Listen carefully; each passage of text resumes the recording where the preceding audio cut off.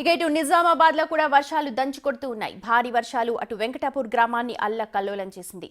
వెల్లుట్ల వైపు వెళ్లే రహదారిపై కొత్తగా నిర్మించిన బ్రిడ్జ్ పై 4 మీటర్ల మేర వరద నీరు ప్రవహిస్తోంది. ముంపు నీటిలోనే విద్యుత్ స్తంభాలన్నీ కూడా విరిగిపడ్డాయి. గ్రామంలో ఇప్పటికే పూర్తిగా విద్యుత్ సరఫరాని నిలిపించేశారు. రహదారులను వరద నీరు ముంచెత్తడంతో గ్రామస్తులు బయటకు రాకుండా అష్ట దిగ్బంధనంలో చిక్కుకుపోయారు. ఇక జంగంపల్లి గ్రామంలో హైవే రోడ్ నుంచి కంపెనీలకు వెళ్లే దారిలో అంతా కూడా వర్షపు నీరు ఉండడం వల్ల కార్లు గుంతల్లో మునిగిపోతూ ఉన్నాయి. కామారెడ్డి జిల్లా రాజంపేట మండలం షేర్ శంకర్ తండాలో ఆవులు కొన్ని వాగులో చిక్కుకుపోయాయి.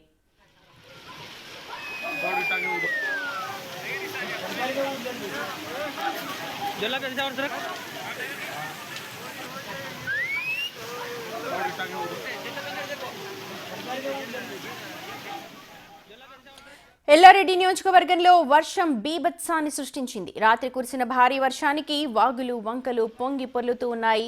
రహదారులన్నీ కూడా తెగి పడిపోతూ ఉన్నాయి. రాకపోకలు పూర్తిగా నిలిచిపోతూ ఉన్నాయి. హాజీపూర్ తండా చెరువు కట్లు తెగిపోయాయి. భారీ ఎత్తున దిగువ ప్రాంతాలకు వరద నీరు వచ్చి చేరుతోంది.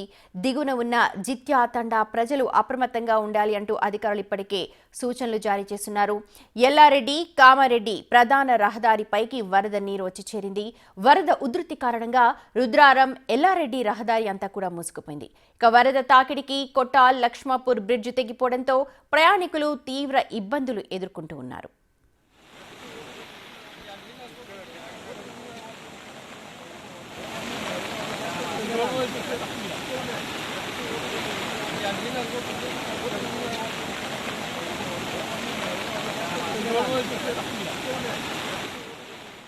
ఎల్లారెడ్డికి వెళ్లే పీడబ్ల్యూడీ రోడ్డు పైన కూడా దాదాపు 300 మీటర్ల పొడవున వరద నీరు విస్తరించింది. 4 ఫీట్ల లోతులో అది ప్రవహిస్తోంది.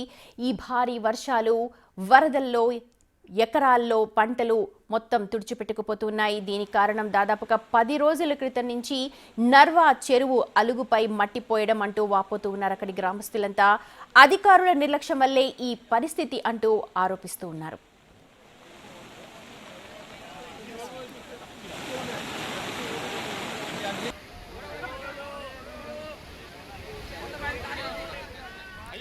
కామారెడ్డి జిల్లాలో కుండపోత వర్షం కురుస్తోంది. మాచారెడ్డి, దోమకొండ, బీబీపేట, రాజంపేట, సదాశివనగర్తో పాటు గాంధారి, రామారెడ్డి, పాల్వంచ, లింగంపేట, సదాశివనగర్ మండలాల్లో రాత్రి నుంచి భారీ వర్షం కురుస్తూనే ఉంది.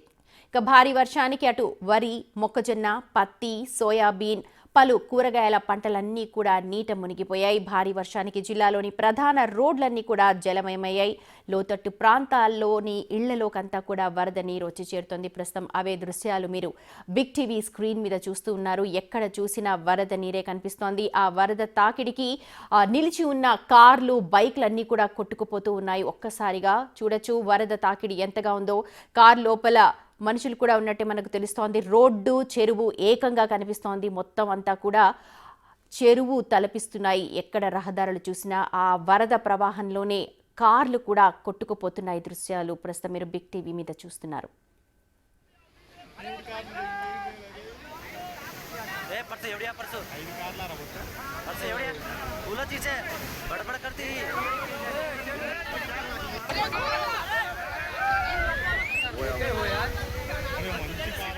ప్రస్తుతం చూడొచ్చు మీరు బిగ్ టీవీ స్క్రీన్ మీద ఎక్స్క్లూజివ్గా ఏ కాలనీలో చూసినా వరద నీరే కనిపిస్తోంది. చెరువులన్నీ కూడా తెగిపోయి కనిపిస్తున్నాయి. చూడొచ్చు ప్రస్తుతం వరద తాకిడికి ఎలాగా కార్లు బోల్తా పడుతున్నాయో, కార్లు ముందుకు వెళ్ళిపోతూ ఉన్నాయో, లోపల మనుషులు కూడా ఉన్నారు. ఏమీ చేయలేని పరిస్థితి, బయటకు రాలేని పరిస్థితి. కొన్ని పార్క్ చేసిన కార్లు కూడా వరద తాకిడికి అలా కొట్టుకుపోతూ ఉన్నాయి. ప్రతి ఒక్కరూ చూస్తుండడం తప్ప ఏమీ చేయలేని పరిస్థితి. ఎందుకంటే ఆ రోడ్డు చూడొచ్చు, బ్రిడ్జ్ అది. ఆ బ్రిడ్జ్ కింద నుంచి చెరువు, కానీ ఆ బ్రిడ్జ్ పైన కూడా దాదాపు 4 ఫీట్ల మేర వరద నీరు ప్రవహిస్తోందంటే భారీ ఎత్తున ఎన్ని చెరువుల నుంచి అలుగు పారుతోందో. వర్షానికి ఇప్పటికే అన్ని చెరువులన్నీ నిండిపోయి ఉన్నాయి. ఇప్పుడు కురుస్తున్న వర్షాలకి మొత్తం కాలనీలతో సహా మొత్తం రహదారులన్నీ కూడా కొట్టుకుపోతున్నాయి. రహదారులోని ప్రస్తుతం మీరు బిగ్ టీవీ స్క్రీన్ మీద చూస్తూ ఉన్నారు. ఆ వరద తాకిడికి కార్లు సైతం కొట్టుకుపోతూ ఉన్నాయి, బోల్తా పడుతూ ఉన్నాయి. ప్రస్తుతం ఎలాంటి అధికారులు కూడా ఏమీ చేయలేని పరిస్థితి. ఎందుకంటే వరద తగ్గితే తప్ప ప్రస్తుతం సహాయక చర్యలు అక్కడ కొనసాగించలేము అని అంటున్నారు. ఇప్పటికే అధికారులు లోతట్టు ప్రాంతాల ప్రజలందరినీ కూడా సురక్షిత ప్రాంతాలకు తరలించి ఉన్నారు. కొన్ని షెల్టర్ హోమ్స్కి కొంతమందిని తరలించారు. కానీ ఎక్కడ చూసినా నీళ్లే కనిపిస్తూ ఉన్నాయి. వాళ్ళు కూడా ఏం చేయలేని పరిస్థితి ప్రస్తుతం చూడొచ్చు. కొన్ని ఆవులు కూడా, పశువులు, ముఖ్యంగా మనం మనుషుల్ని రక్షిస్తూ ఉంటాం, అలాగే కొన్ని పశువులు ఏవైతే మేతకెళ్ళాయో అవన్నీ కూడా వాగులో కొట్టుకుపోయిన పరిస్థితి కనిపిస్తోంది. అలాగే వరి, నిజామాబాద్ జిల్లా వ్యాప్తంగా కూడా వరి పంట ఎక్కువగా పండుతూ ఉంటుంది. సో ప్రస్తుతం వరి మొత్తం అంతా కూడా వేల ఎకరాల్లో పంట నీట మునిగిపోయింది. చెరువులన్నీ కూడా నిండిపోయి కనిపిస్తూ ఉన్నాయి.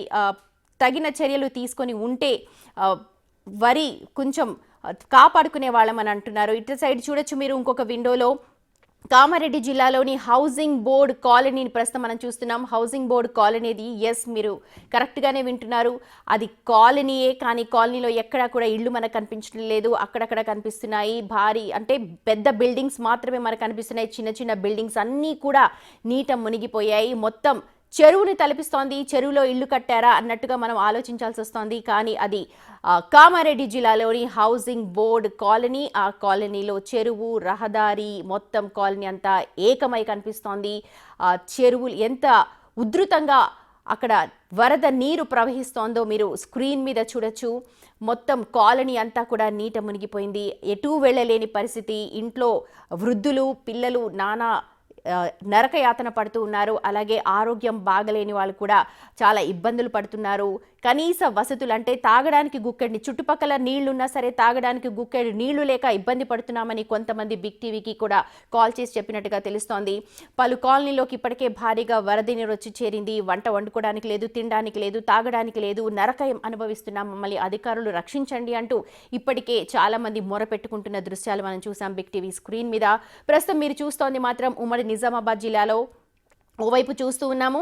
ఆ కార్లు ఎలాగా వరద ప్రవాహానికి, అది మెయిన్ రోడ్ మీదనే కార్లు అలా కొట్టుకుపోతున్నాయంటే వరద తాకిడి ఎంతగా ఉందో అర్థం చేసుకోవచ్చు.